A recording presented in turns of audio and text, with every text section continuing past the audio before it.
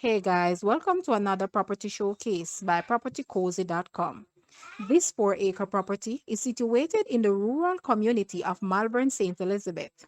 The property boasts a cozy detached 2-bedroom cottage, perfect for a small family. Also, features a self-contained 3-bedroom flat on the ground floor of the main house, offering extra space for guests or extended family.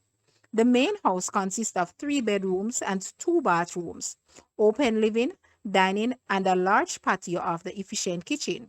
One of the outstanding features of this property is the presence of 2 large cisterns that store a sufficient amount of water, which is a crucial asset. The property is surrounded by lush greenery, has plenty space for gardening, farming, and other outdoor activities, easily accessible with a paved driveway to the yard, which offers a unique blend of natural beauty, tranquility, and modern convenience. It is a rare find in the area and an excellent investment opportunity for those looking to purchase a vacation or retirement home with rental income. Guys, let's take a look at this house and please watch the entire video for more details at the end.